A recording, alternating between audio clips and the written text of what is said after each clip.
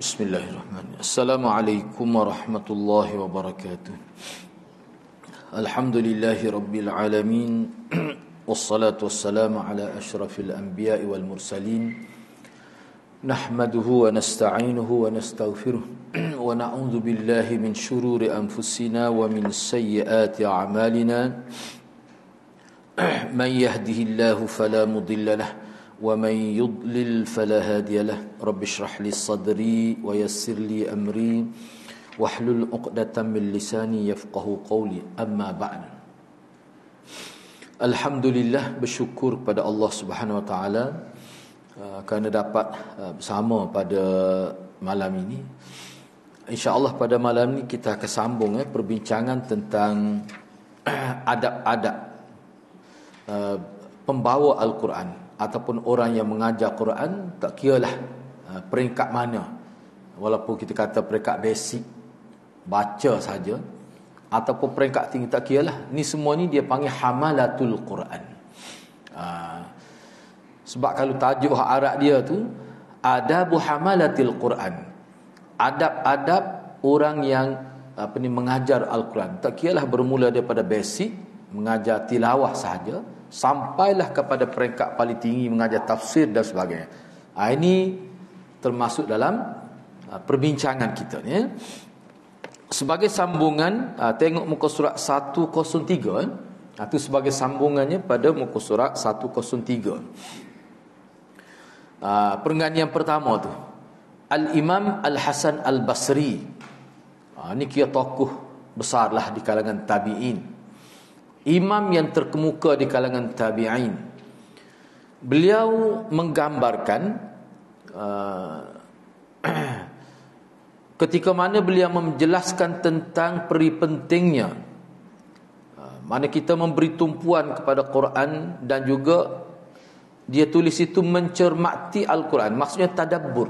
Arab asal tadabbur. Jadi asal nak terjemah tadabbur lah, sebab kita boleh faham tu kalimah tadabbur itu. Jadi Imam Hasan Basri semasa dia menyatakan pentingnya kita mentadabbur Al-Quran dan memahami Al-Quran dengan secara mendalam lah. Pada waktu itulah dia sebut dia cuba gambarkan pembaca Al-Quran di zaman dia. Dia sebutnya sepatutnya kita kena tadabbur, kita kena faham Al-Quran itu. Tapi semasa dia sebut perkara itu, dia pun bagi sedikit ulasan tentang fenomena orang-orang yang baca Quran di zaman dia. Apa dia sebutnya? Dia kata, ketahuilah demi Allah, ini kata Hasan Basri, Quran ini bukan sekadar menghafal huruf-hurufnya dan menyia-nyiakan kita kata batasan-batasannya, hak sepatutnya. Hingga salah seorang dari kalangan hak baca Quran ini dia kata begini, dia cerita fenomena zaman dia. Ada orang hak baca Quran itu dia kata begini. Kita tengok tu kita boleh tahu apa maksud dia. Ni ada orang hak baca Quran, hebatlah baca Quran, dia kata begini, sesungguhnya aku telah membaca Al-Quran tak tinggal satu huruf pun. Maknanya baca sengerti ni. Padahal demi Allah dia telah melewati semuanya. Tidak dilihat padanya Al-Quran tu pada akhlak dan amal. Maknanya orang ni dia sudah berpuas hati dengan baca Quran saja. Dia tidak ambil ilmu Al-Quran tu dari sudut membina akhlak dengan Quran. Apa yang perlu kita amal dengan Quran, apa tuntutan Al-Quran. Quran ni nak gapo daripada ayat kita. Dia tak penting yang itu. Dia sekadar baca tu padat tu. Dia sudah boleh berbangga dah dengan baca Quran. Sampai salah seorang daripada pembaca Al-Quran itu dia kata gini. Dia kata, aku ni sudah baca satu surah dengan satu tarikan nafas. Mana surah kecil lah. Surah kecil. Noyanya lacap pelik tu. Baca Fatihah senapah kita kata dah. Siapa kecil noyak yang bangga. Padahal demi Allah, kata Hasan Basri, mereka ni bukan baca Quran. Mereka itu bukan pembaca Al-Quran, bukan ulama, bukan ahli hikmah, dan bukan pula orang-orang yang warok. Apabila para pembaca Al-Quran seperti itu, kalau lagu itulah cara dia baca Quran, tidak warok, tak kena tu. Bukan ahli hikmat, bukan orang bijaksana tu. Kalau hanya berbangga dengan baca Quran. Semoga Allah SWT tidak memperbanyakkan orang-orang seperti mereka di antara manusia. Oh, parut dia wit tu. Mudah-mudahan orang-orang yang jenis mikir setakat ni tentang Quran ni tidak ramai di kalangan masyarakat. Kalau ada pun sikit-sikit. Kalau ramai ni nanya. Ana nak sebut gini yang mudah dah. Ni pengalaman anak lah. Ana pernah jumpa ni. Mana ada setengah-setengah orang tu daripada muda sampai tua, hebatlah penguasai ilmu tajwid, tapi tak mengajar lain. Duk main Quran saja. Ha ni maksudnya. Zaman dia dulu hamam nak tumpu ke baca Quran. Ngaji dengan qari tu, ngaji habis. Umur dengan duk belajar, duk cari qari. Sepatutnya bila kalau kita nak terus mengaji Quran secara baca biar betul dengan Quran, tak apa tu. Tetapi biar kita tahu hak dia. Biar kita tahu sepatutnya bila kita sudah pandai baca Quran, carilah pula orang-orang yang mahir dalam tadabbur, orang yang mahir dalam tafsir. Hang ngaji hak tu, suku sembang siapa ngaji tajwid tu juga. Nak tahu jadi lagu mana. Sebab ada di Kelantan kita ni ikut Ustaz Zawi, ana pun tak sempat lagi nak bercakap ni. Ustaz Zawi sebut ada anak murid dia belajar harfiah tu, siapa boleh bahasa Arab. Boleh menulis, buat karangan ringkas boleh. Padahal dia ni sudah tua dah. Maknanya Quran itu, nak ayatnya dia ngaji Quran. Sebab Quran ini banyak sebenarnya. Secara maudhu'i, bicara tentang kisah-kisah saja, bicara tentang ayat-ayat tamsil, banyak Quran ni sebab dia sumber kehidupan. Sepatutnya boleh tajwid tu cukup dah tu. Kalau nak itu pun kurang sikit aktiviti tu, biar ada sikit-sikit. Hak banyaknya hak ni tadabbur. Ramai dah ustaz di Kelantan kita ni hak bila tadabbur. Kalau hak pokok kita lah kita kata, sini Ustaz Muhammadi, Ustaz Hani. Beberapa ustaz lagi lah. Bukan 2-3 orang, ramai. Ustaz Hakimi pun ada buat. Maknanya bahagian tadabbur tu. Jadi sepatutnya kita kena banyak tu. Sepatutnya. Tu kan. Kalau tengok setengah-setengah tokoh tu kata, mana daripada muda lagi ngajar tafsir. Berapa kali khatam dah. Kena banyak tu. Masjid di Kelantan ni dekat 900 buah. 900 buah. Dia kata setiap masjid ada ngaji tafsir. Ya tak apalah, alhamdulillah lah. Alhamdulillah lah. Cuma maksud anaknya, maknanya dari segi metodologi tu. Metod pengajian. Tu dia kena jelas. Baik. Jadi agak keras juga sebenarnya. Ana tengok Arab tu memang kita lebih nampak lagi maksud dia. Bukan kata salah sebab di Indonesia ke. Bagi orang dia memang dia faham molek ni. Ana tidak nak kritik terjemahan ni sebab ni bahasa dia ke. Sebab ana tidak mahir sangat. Cuma ana nak ayatnya daripada kita tengok terjemahan dan buat perbandingan Arab, ana boleh kata mana dalam kisah ni Imam Hasan Basri ni dia bertegah. Kata-kata ditagak, nak kata kasar, tegahlah kita kata. Mudah-mudahan tak ada orang lagu ni. Tidak ramai lah kalau ada posisi. Kalau ramai jenis sekadar dia nak betul baca daripada muda faktu. Kalau hak tu ramai, dia tak akan nampak faktu penurunan Quran sebenar. Dia tak akan capai dapat target Quran hak sebenarnya macam mana. Tu. Dia nampak baca lah. Sekadar nak ambil pahala satu huruf 10 ganjaran. Hak tu basic tu. Kalau kita ngaji tadika baru tu kena huruf orang panggil. Tu rugi tak boleh gitu kan. Inilah sebahagian akhlak. Inilah sebahagian akhlak penyebar, pengajar, pembawa, pengembang ilmu Al-Quran di antara apa yang disebutkan oleh Imam Al-Ajurri. Tu kena panjang tu baru betul sebut tu. Takut Al-Ajurri dan Al-Ajurri. Kena tanda mak panjang pada A tu supaya kita sebut tu betul. Al-Ajurri rahimahullah. Dalam kitab dia Akhlaqu Hamalatul Quran, Imam Al-Ajuri ni dia ada kitab. Tu ada dengan ana tu PDF tu. Ana tak pasti ada ke tidak terjemahan. Dalam kitab dia Akhlaq Hamalatul Quran dia sebut. Dia sebutlah. Lalu beliau mengakhiri perbincangan dia tu terhadap adat-adat itu dengan kata begini. Antara hak dia sebut dalam kitab dia tu Akhlaq Hamalatul Quran tu, dia kata seorang mukmin yang sebenar, yang ada akal, yang cerdik, kalau dia baca Quran nescaya dia akan Memajar ni agaknya pajar, dia pajar diri di hadapan Quran. Ista'rada, kalau anda terjemah dalam bahasa Arab, ista'rada ni dia guna ayat Quran tu, dia tilik diri dia. Setiap kali dia baca, misalnya dia baca ayat tabbat yada lah, contoh tabbat yada abi, dia akan mikir apa siapa kena kutuk temu Abu Lahab tu. Ada ke perangai aku? Dia mari selalu buah itu panggil ista'rada. Ada selalu tu jenis orang kias kepada diri sendiri. Kalau kita guna bahasa ni, membuat koreksi diri dengan menggunakan Al-Quran. Membuat koreksi diri dengan menggunakan Al-Quran. Bila baca Quran, tilik alah diri sendiri. Tu hak sepatutnya orang baca Quran. Nak boleh gitu kena tahu makna. Kena ngajilah sikit. Seperti mana awak sanggup mengaji tajwid sampai 40 tahun, bapa hang ni tak sanggup. Di situ kan. Jadi bila mengatakan mukmin yang berakal, kalau dia baca Quran, dia akan koreksi diri dia di hadapan Quran. Jadi keadaan Quran itu tidak ubah seperti cermin, yang mana dengan Al-Quran itu dia boleh cermin diri dia. Dia boleh lihat kebaikan diri dia dengan perbuatan dia, dan dia boleh lihat juga dengan cermin itu apa-apa yang buruk. Itu fungsi Al-Quran bila dia baca. Bila nak sampai tahap tu kita? Kalau tak ada usaha nak tadabbur, tak ada usaha nak faham kalimah Quran, tak akan capai tu. Tuhan tak ubi jadi boleh tak apa ngaji tu.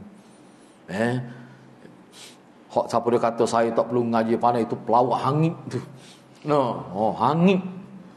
Ana tak percaya ke abuk tu. Sebab Imam Syafi'i kata al-ilmu yu'ta la ya'ti. Imam Syafi'i hak alim cerdik tahu tu dia kata ilmu tak akan mari, mu kena pergi cari. Imam Syafi'i sebut itu. Lepas tu Imam Syafi'i sebut lagi, kalau orang nak ngaji supaya nak pergi tangkap kuda liar lah, mesti kena tubuh sehat, kena ada latihan.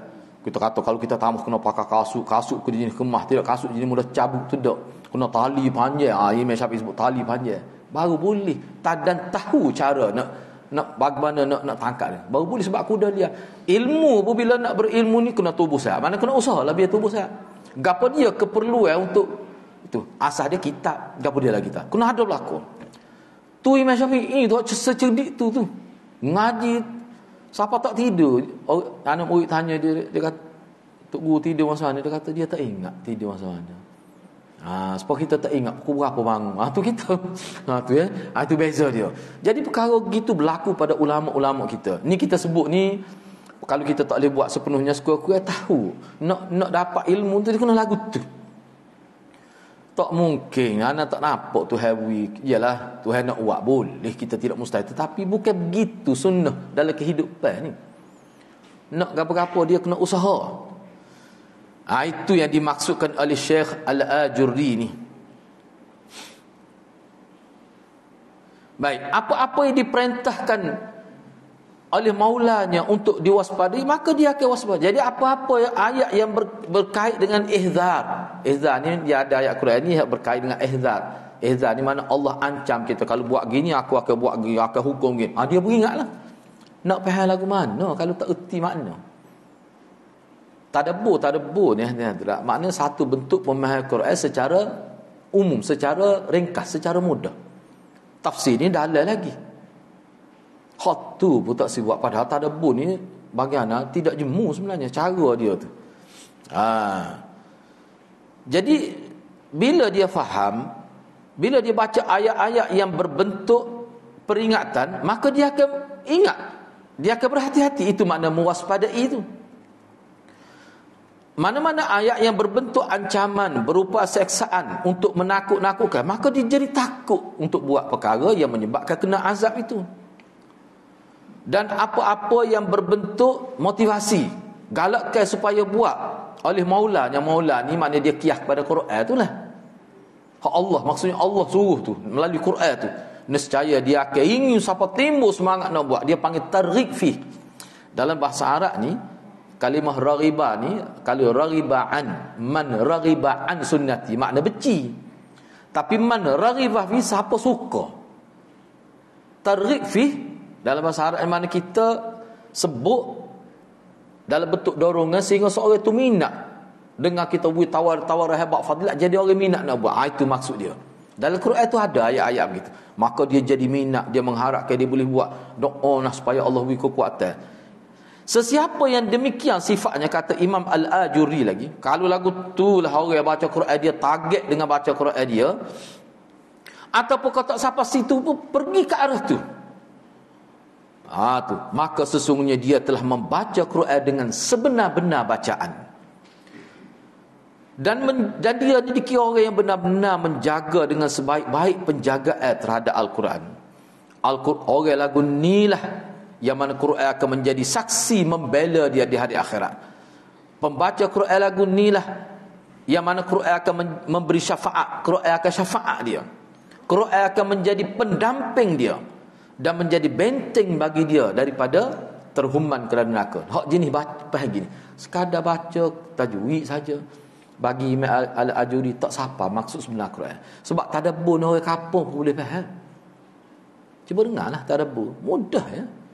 Dia tidak bicara kalau hak Maulana bicara tu memang hak tu bukan tadabbur. Hak tu peringkat lain tu.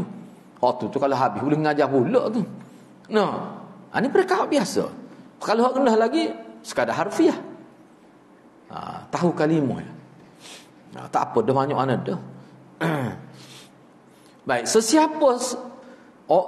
barang siapa demikian sifat, kalau lagu ni lah sifat orang baca Quran, cuba ada usaha nak memahami Quran, dia akan memberi manfaat kepada diri dia sendiri, kepada keluarga dia, serta dia akan memberi manfaat kepada kedua orang tuanya dan anak-anaknya, kebaikan dunia dan akhirat. Kita kena ingat, ada banyak sebenarnya kita bincang dah, bahawa Quran ni dia kalau kita baca dia, kebaikan dia bukan setakat kita, dia beri kesan pada keluarga kita, beri kesan pada ibu bapa tu guru kita. Tu kesan Quran tu.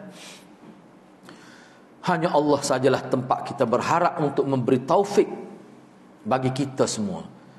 Dan juga kepada kamu semualah, supaya kita boleh tu, bukan sekadar baca Quran.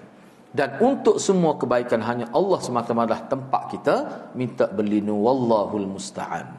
Baik, seterusnya kita pergi pada tajuk seterusnya.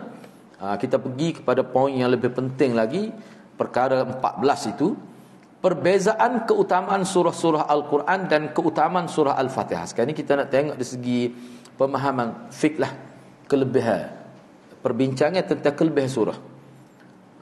Sebab setengah-setengah ulama kata Quran ni sama saja, tak ada lebih, tak ada kurang, sebab dia daripada kalam Allah. Kita nak bincang tu, betul ke gitu? Tapi setengah ulama kata tak okey lah, tabbat yada sama hebat dengan qul Allah. Kau lagu mana pula? Aja dengar kau Tok Muhammad baca tabbat yada nak ambil atu. Aja dengar. Tak aja dengar lagi. No. Nak ambil syaitan ke misalnya? Tabbat yada abi lahabin wa tab. Puh, dia embuh dah. Tak ada bunyi. Tak ada bunyi. Ya, apa tu? Sebab ayat tak kena. Tapi hak nak ngau-ngau betul lah. Wa idza batastum jabbari ya bak sakit lutut. Baca tengok ke batastum tu ke dia. No, tu tak boleh. Cuma anak nak ingat gini, kita nak buat nak gapo tu kita boleh pahala. Cuma kalau kita sakit, kita boleh bertawassul dengan amalan hak kita. Misalnya kita baca Quran Allah dengan berkat Quran aku baca ni, tolonglah sembuh. Aku usaha dah aku akan usaha lagi secara zahir. Tu sebenarnya Allah naknya. Maknanya setiap sesuatu kita buat, kita berhubung dengan berkat Fatihah, dengan berkat ayat Quran, dengan berkat semaya aku, ya Allah, berilah kesembuhan kepada penyakit aku ni. Dalam keadaan kita ada niat dalam hati, kita akan usaha berubat dengan cara biasa. Hak tu sebenarnya. Bukan kata ayat ni untuk sakit lutut, ayat ni untuk tak sakit jatuh. Kena ayat dia. Ni ada ayat untuk sakit otak pada ni mari. Bahaya hadirat kita ambil Quran ikut kita guna seolah supaya Quran ni turun kepada kita. Nabi yang turun ke dia tak ayat gitu. Bahaya tu. Sebab tu ulama memperingatkan kita dalam konteks kita nak hura Quran ni kena takut kepada dua perkara. Takut terjatuh dalam tahrif makna dan tahrif tahrif makna dan tahrif lafaz. Tahrif makna ni Quran maksud ayat gini, mafhum dia, maksud dia. Kita pusing pergi kepada makna lain dalam keadaan salah kerana kejahilan. Hal tu termasuk merosakkan Quran dari sudut makna. Puak-puak kita ni ahli sunnah, dia tak akan ubah Quran, tak akan berlaku. Kalau berlaku juga ubah lafaz Quran, tahrif lafzi, itu biasa puak-puak Syiah tu. Puak-puak orang ajar salah benar tu. Tapi ada tutup bomo buat gitu.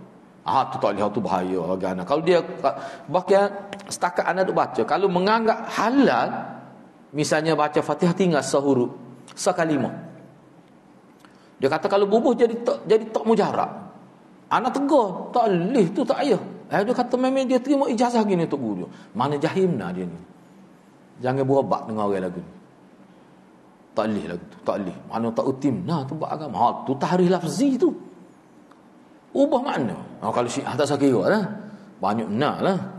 Dengan kitab tu ada dengan nak.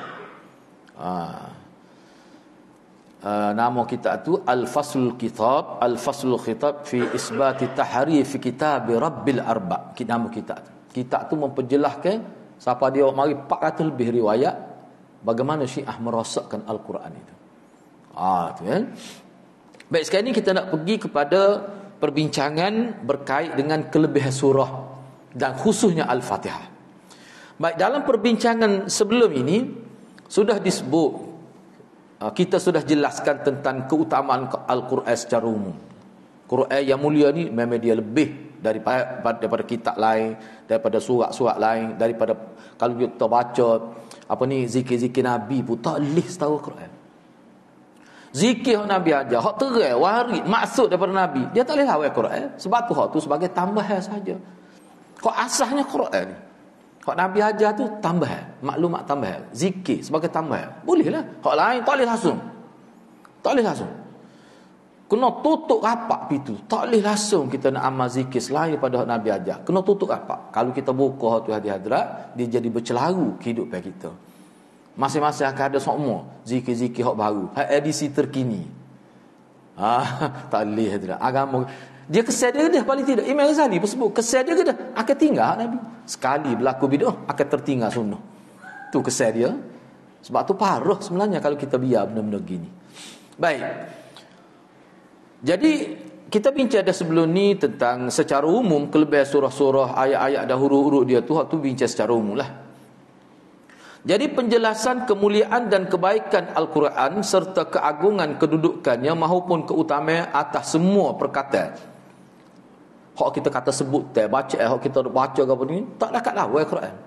Tak boleh. Nabi tak pernah sebut zikir hak dia ajar ni 1 huruf 10 ganjaran. Tapi Nabi sebut untuk Quran saja tu. Nabi sendiri sebut. Sebab Al-Quran ini adalah kalam Allah. Kita berkata asdaqul hadis kitabullah. Nah, kalam yang paling benar kalam Allah.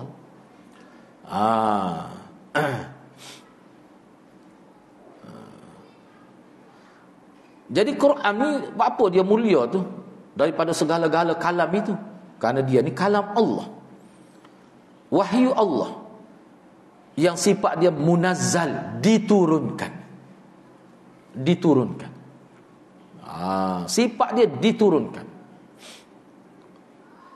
Sebab tu kalau Nabi mimpi dalam mimpi jadi sekadar hadis kursi.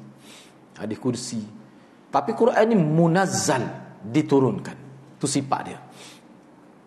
Semoga termasuk satu hal yang baik di saat pembicaraan berkenaan dengan hal itu bila kita mengisyaratkan sebagai nas tentang pengutamaan sebahagian surah Al-Quran dan ayat-ayat dia. Menyitir itu maknanya kalau arah dia an-nusyirah. Moleklah kalau kita isyaratkan walaupun tidak semua nak ambil semua tu jadi tak muat lah, panjang sangatlah kitabnya. Kita akan sebut walaupun tidak menyeluruh, tidak kesemuanya, isyarat kepada sebahagian nas tentang keutamaan sebahagian surah Al-Quran dan ayat-ayat dia.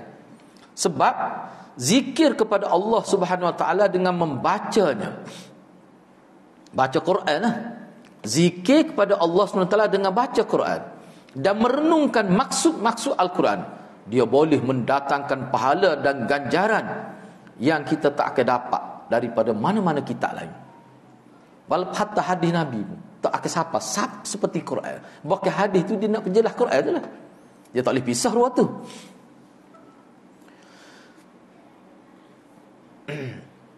Kerana keagungan kandungan Al-Quran dan kekuatan kaitan Al-Quran antara surah-surah dan ayat-ayat, itu makna kaitan. Sebab tu anak kata maknanya kalau kita baca ni saja dia tidak akan, kadang-kadang kita tak faham jadi.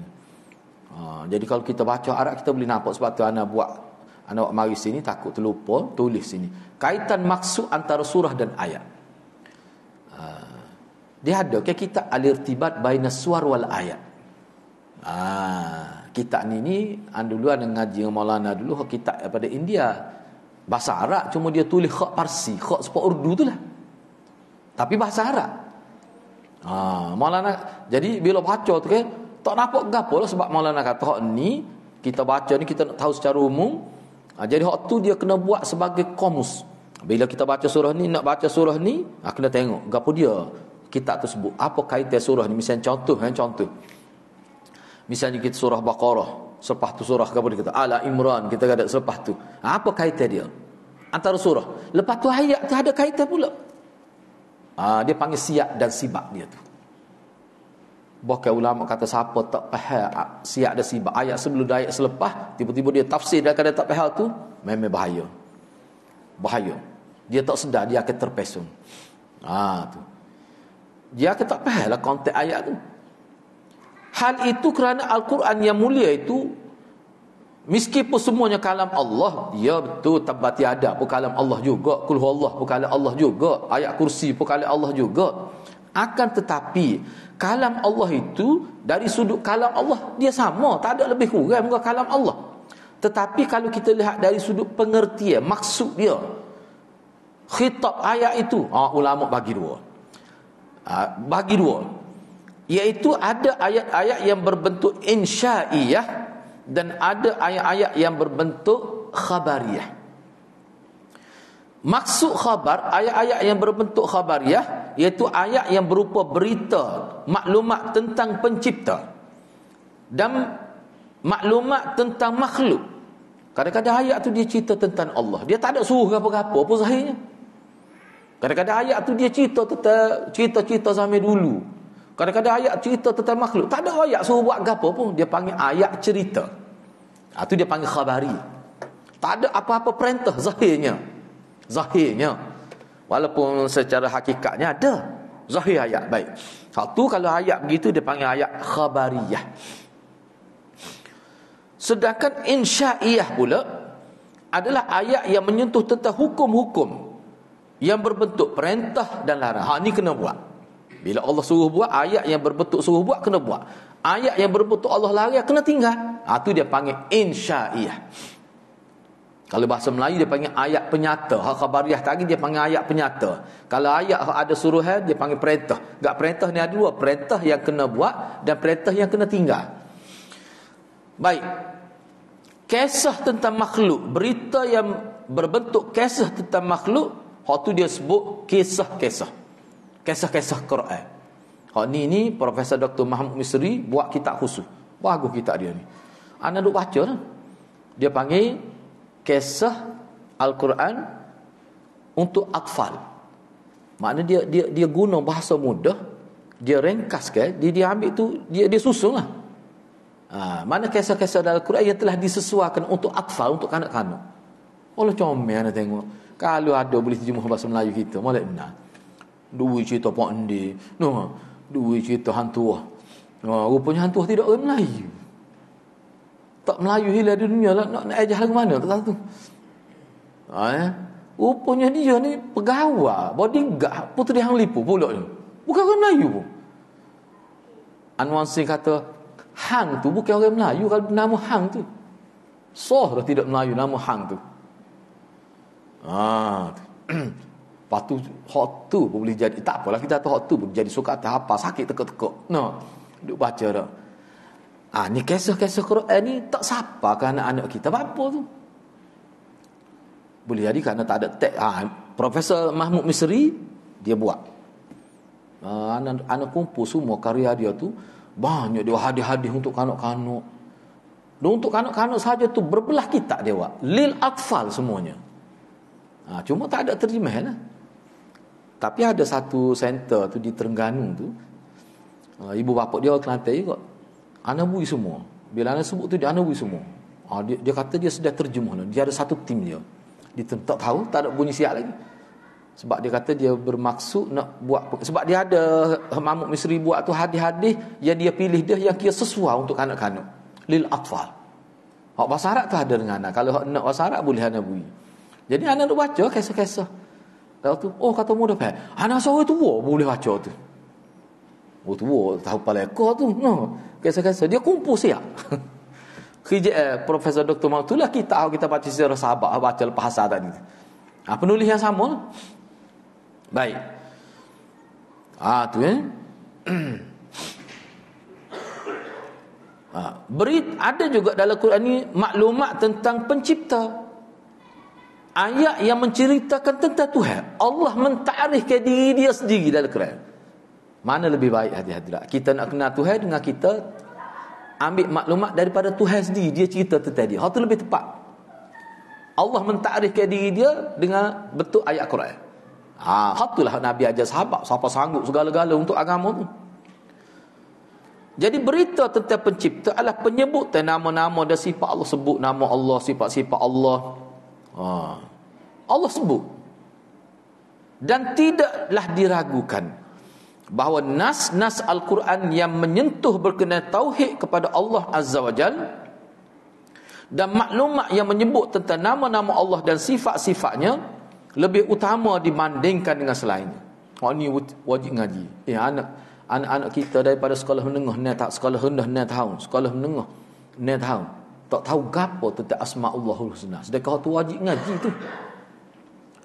Dalam hadis Nabi sebut siapa dia ingat, sama ada dia hafal ataupun dia ingat, dia faham, dia tahu ni nama Allah. Nabi kata dakhalal jannah, masuk dakhalal jannah, masuk surga itu. Itu dalam hadis jelas Nabi sebut. Sebab tu almarhum Tok Guru Besar Kelantan dulu dia bincang khusus lepas asal antara sukat dia buat dulu. Ana ngaji dia. Pasal habis juga tu. Setiap asal bincang tentang asma Allah Husna. Kitab tu kitab dalam bahasa Urdu. Dia seorang faham. Tak ada kitab seorang abuk, dia baca gitu. Orang rajin lah orang tua ni mengajar. Nak lepas asal. Tak ada orang buat gitu. Padahal dia tu ahli politik dah. Cuma lepas menteri besar tak kena buat lah, tak boleh. Tak kena buat itu, jari-jari. Tapi dia sebut asma'ullah husna tu kan. Hak Maulana sana tulis. Enggak bahasa Arab pun ada tu nama dia ustaz ngoh duk ngajar so. Anak ustaz Maulana Dr. Asri tu no. Baru sebut tak sebut lagi belum ni no. Kitab tu terbakaklah tu. Bincang syarah asma'ullah husna. Sebabnya Hafiz Ibn Hajar kata maksud hafal asma'ullah husna dia faham, dia ngaji. Tak ingat tak apa. Anak kita ingat, cuba suruh anak kita. Nas'alu kaya man. Ingat apa habis. Setengah ulama kata ingat, tak apa dah. Kalau faham, sebab Nabi sebut man hafizah, siapa dia hafal ingat, masuk syurga. Tapi setengah ulama kata bukan ingat saja, maknanya dia tahu makna, dia tahu perbezaan. Misalnya kita kata antara Badik, kan salah satu nama Allah tu Badik. Lepas tu Khaliq, apa beza Badik? Badik tu makna mencipta juga, Khaliq mencipta juga, apa beza? Dia ada perbezaan dia. Allah sebagai musawwir, apa maksud? Benda-benda gitulah. Itu maksud dia di sini. Jadi dalam Quran sebut belaka tu lebih utama dibandingkan selainnya, seperti dikatakan ahli ilmu. Misalnya ada seorang ulama kata, dia kata kalam Allah maknanya percakapan Allah tentang Allah sendiri lebih utama daripada kalam Allah tentang selainnya. Allah bicara dalam Quran tentang diri dia. Ayat tu lebih utama daripada Allah bicara tentang makhluk dia. Itu maksudnya. Misalnya dia mari sini contoh. Misalnya qul huwallahu ahad. Ini ayat tauhid. Jadi qul huwallahu ahad. Allah Tuhan yang esa. Tak boleh pergi kepada, mesti kepada Allah. Sebab ana dengar ada ustaz kata qul huwallahu ahad tu mana dia boleh pergi lagi huwa tu kepada lain. Kacau molek ni tuan. Hak tu orang panggil ayat muhkam tu. Berat semua hati. Popok ke dia ni? Popok ke dia bunyi pelik salah tu. Huwa kan tak? Kembali kepada siwa Allah. Rosak dia tu. Beda? Kembali kepada Nabi Muhammad. Sebab dalam kitab kata siapa dia kata huwa tu kembali pada ma siwa Allah, tak kira lah Muhammad siapa. Mana rosak akidah tu. Ayat muhkam tu. Ayat tu Allah nak memperkenalkan diri dia. Sebab sini cuba tengok sini dia sebut. Jadi misalnya qul huwallahu ahad. Katakanlah dialah Allah yang Maha Esa. Hak ni tentu dah lebih utama dari sudut makna. Dari sudut makna. dengan firman-Nya tabbat yada abi lahabin wa tab. Ini lebih utama qul huwallah lagi ayat dari segi makna. Celakalah kedua belah tangan Abu Lahab dengan secelaka-celakanya.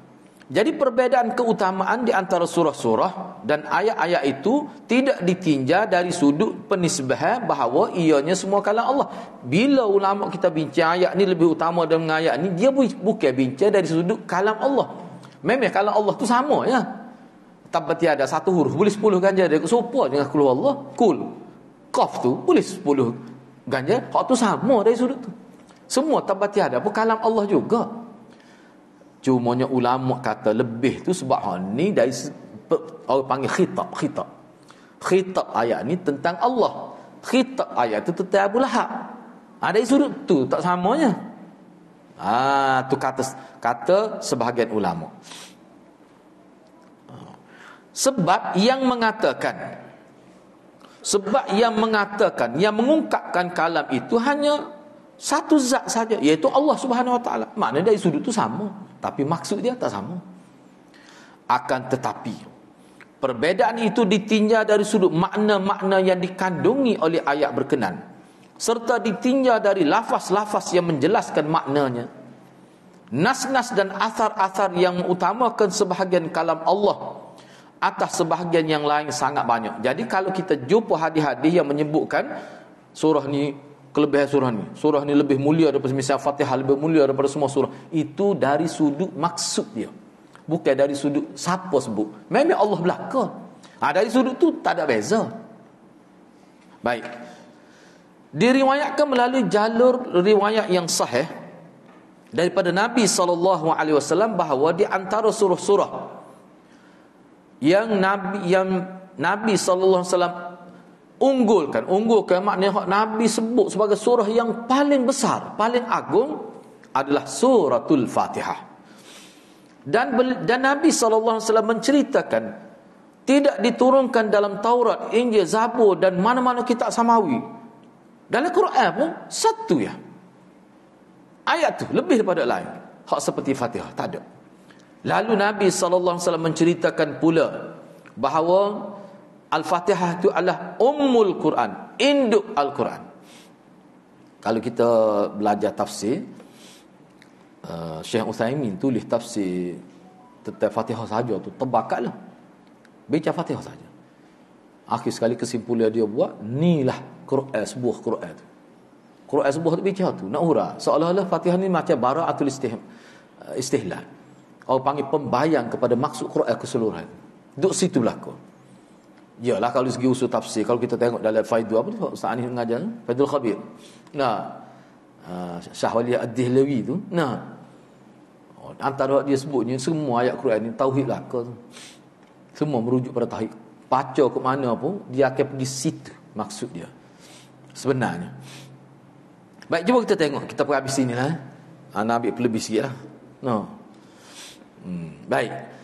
Imam At-Tirmizi meriwayatkan dalam kitab Sunan dia satu riwayat daripada Abu Hurairah radhiyallahu anhu, anna Rasulullah sallallahu alaihi wasallam kharaja ala Ubay bin Ka'b, faqala Rasulullah sallallahu alaihi wasallam, ya Ubay, wa huwa yusalli, faltafata Ubay falam yujibhu, wa shalla Ubay wa khaffafa, thumma insarafa ila Rasulillah sallallahu alaihi wasallam, faqala assalamu alayka ya Rasulullah. فقال رسول الله صلى الله عليه وسلم وعليك السلام ما منعك يا أبي أن يجيبني إذ دعوتك فقال يا رسول الله إني كنت في الصلاة قال أفلم تجد فيما أوحى الله إلي أن أستجيب لله وللرسول إذا دعاكم لما يحييكم قال بلى ولا أعود إن شاء الله قال أتحب أن أعلمك سورة lam yunzal fit Taurah wala fil Injil wala fil Zabur wala fil Quran mithluha. Qala na'am ya Rasulullah. Faqala Rasulullah sallallahu alaihi wasallam, kaifa taqra fi as-salah? Qala faqara'a al Quran. Faqala Rasulullah sallallahu alaihi wasallam, والذي نفسي بيده ما أنزلت في التوراة ولا في الإنجيل ولا في الزبور ولا في القرآن مثلها wa innaha sab'un minal mathani wal Qur'anul azim alladhi u'tituhu. Sesungguhnya Rasulullah sallallahu alaihi wasallam keluar menemui Ubay bin Ka'ab. Maka Rasulullah pun panggil dia, wahai Ubay. Ya, ni sebut sikit kalau tengok sini. Nabi panggil, ya Ubay. Wahai Ubay. Yang mana pada waktu itu beliau sedang salat. Ubay itu salat. Jadi Ubay menoleh, dia tengok. Dia tengok, tapi dia tak menjawab lah. Duduk semaya kan. Dia tidak jawab. Lalu Ubay, dia tahulah hak panggil tu Rasulullah. Lalu Ubay merengkah ke solat dia. Mana baca reka-rekahan. Tidak panjang lah. Kemudian dia berpaling kepada Rasulullah sallallahu alaihi wasallam dan berkata, salam alaik, mana waalaikumsalam lah kita. Wahai Rasulullah. Maka Rasulullah pun kata kepada dia, salam ke atas engkau juga wahai Ubay. Apa yang mencegahmu wahai Ubay untuk tidak menjawabku ketika aku memanggilmu? Ubay kata, wahai Rasulullah, tadi saya duduk semaya tadi. Nak kecek lagu mana? Maka Nabi berkata, apakah engkau belum mendapatkan apa yang diwahyukan Allah kepadaku, bahawa sambutlah bila Allah dan Rasul panggil, mu kena nyaut, mu kena jawablah. Tu. Dia kata, tu tahu tu. Tentulah saya tahu dan aku tidak akan mengulanginya lagi insya-Allah. Kita tidak nak bincang lah ni. Ada ulama kata, ni khusus untuk Nabi. Kalau Nabi panggil dah semaya pun kena nyaut. Setengah ulama kata, ni Nabi nak memperingatkan saja. Sebab tu dalam hadis Nabi kata, kalau orang panggil kita boleh sebut kita subhanallah, kemudian dari segi kita subhanallah ataupun Allahu akbar, isyarat. Kalau tak erti juga tu ikut dia lah. Lama duduk ketuk pintu kita Allahu akbar, kita isyarat tak apa gitu. Sekadar tu boleh. Itulah kitab dalam hadis pada sebab kitab fiqh pun diperluahkan tu. Jangan kita kata orang tak tahu, orang ingat bila air. Kalau Allahu akbar tu orang faham duduk semaya ada tu nyaut lagu tu duduk dalam semaya. Tak apalah. Maka kita pentingnya sini yang dimaksud ke sininya. Maka Nabi pun kata kepada Ubay, apakah mu mahu aku ajarkan kepadamu satu surah yang tidak pernah diturunkan dalam mana-mana kitab sebelum, Taurat atau Injil atau Zabur, dan Quran pun tak ada, ni saja ada. Quran, surah-surah lain dari Quran pun tak selebih dia. Maka Ubay kata, baiklah wahai Rasulullah, naklah. Maka Rasulullah berkata, bagaimana engkau membaca dalam salat? Dia berkata, beliau membaca Ummul Quran. Dia kata baca Fatihah lah dalam semaya.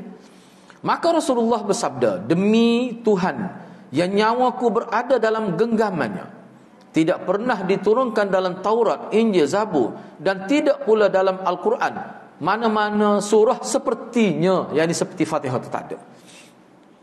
Sesungguhnya Fatihah itu adalah 7 ayat yang diulang-ulang, dan Al-Quran itu adalah yang kalam yang maha agung, dan ia diberikan kepada aku, tidak pada nabi-nabi dulu.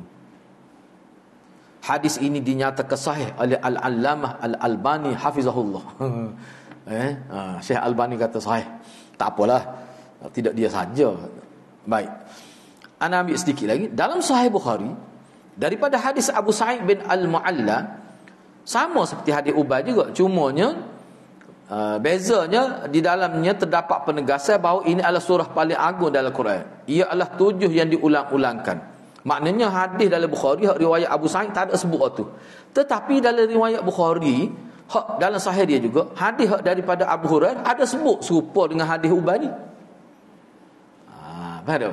Hadis dalam Bukhari daripada Abu Sa'id tak ada sebut.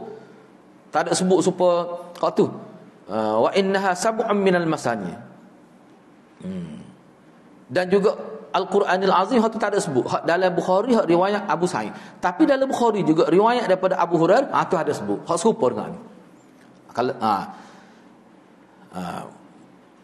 walaupun ada beza lafaz dia tu, misalnya ni dalam Sahih Bukhari bukan riwayat daripada Abu Sa'id, riwayat daripada Abu Hurairah. Ummul Quran hiya sab'ul mathani wal Quranul Azim. Induk Al-Quran adalah surah yang diulang-ulang baca 7 ayat dia. Ulama kata ulang baca ni baca dalam semaya. semaya gapo pun kena baca Fatihah 7 ayat tu masa as-sabul masih 7 ayat yang diulang oleh mana Fatihah dan Quran yang maha agung. Di antara keutamaan surah ini panjang nampak kita kena berhenti sekat tu lah dulu. Ini kita bincang semula untuk minggu hadapan insya-Allah. Ini dia mula nak sebut pula antara keutamaan surah ni lah, surah Fatihah ni. Okey, kita berhenti setakat itu dulu. Mudah-mudahan Allah berkati kita semua. Aku qauli hadza wa astaghfirullahal azim li wa lakum. Wassalamualaikum warahmatullahi wabarakatuh.